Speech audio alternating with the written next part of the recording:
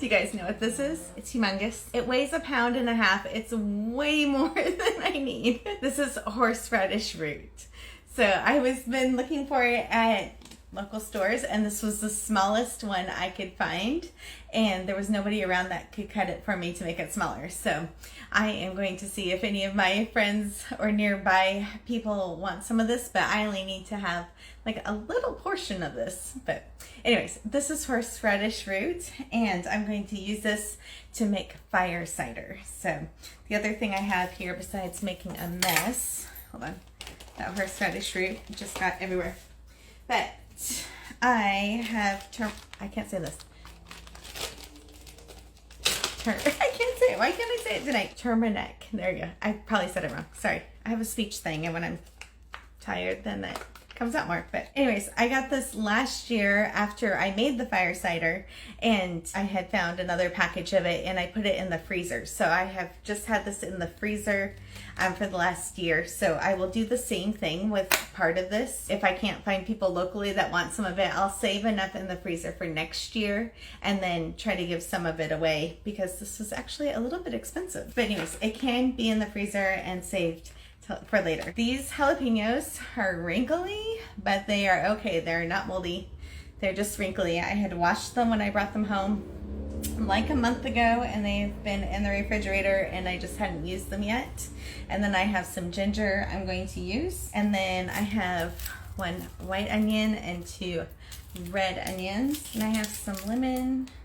I thought maybe I was supposed to have lime. Oh, just lemons. And then I have 2 oranges that are going to go into this. 2 oranges. There's going to be a little bit of raw local honey that I'm going to end up putting in the jar. And then I have some Ceylon cinnamon sticks that are going to go in there, and some star anise. Can you see those?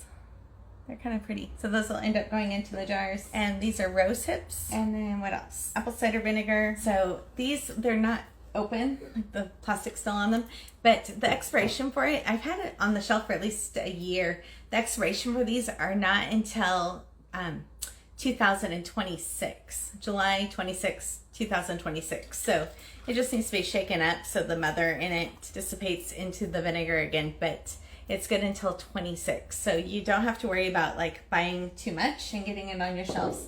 And then it's going to go into this great big jar, which is funny because it says Rice Krispies on it, but it's going to be fire cider for the next 6 weeks or so. And then after I put these all in the jar and they sit on the counter for the next month to 6 weeks, then I'll strain it off, and then I'll put them back in these jars. So after the fire cider is made, I will keep these jars and put the fire cider back in here. So without making any health claims, so let's just put that out there. During the fall and winter time, Mike and I would take a shot of this once it's made into fire cider.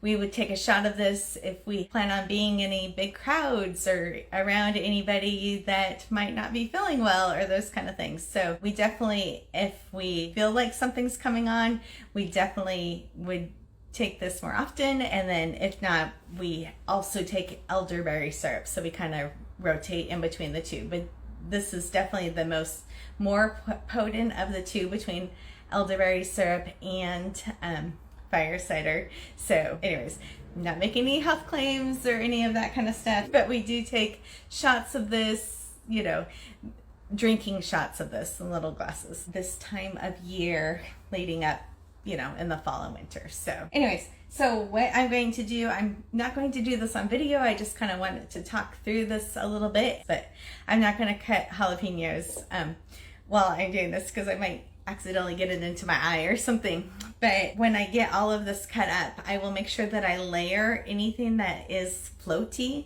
down at the bottom. I know that kind of sounds funny, but any of the spices and different things, the jalapenos, I will lay those down at the bottom of the jar first, and then I will put the onion slices next.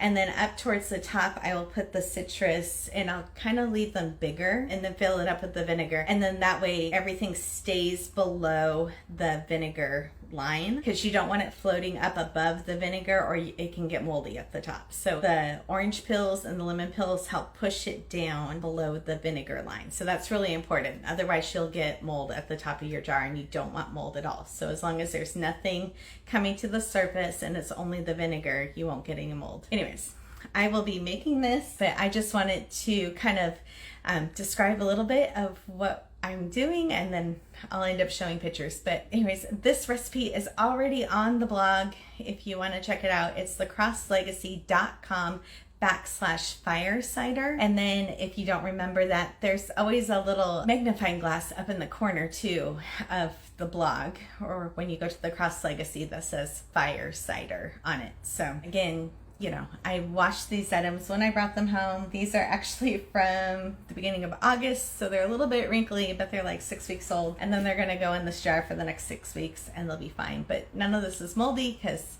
I've had it stored properly. And these onions are, I can't remember, I got like a 50-pound bag, 25-pound bag. I don't know. I bought a big bag of them. I only have like 3 or 4 left, which is kind of funny because normally when I get under 5 onions is where I'm like, oh, I need to go shopping. But anyways, have a good night, you guys, or day, or whatever time it is in the world that you're watching this. And thanks for being here, and we will see you soon. Bye-bye.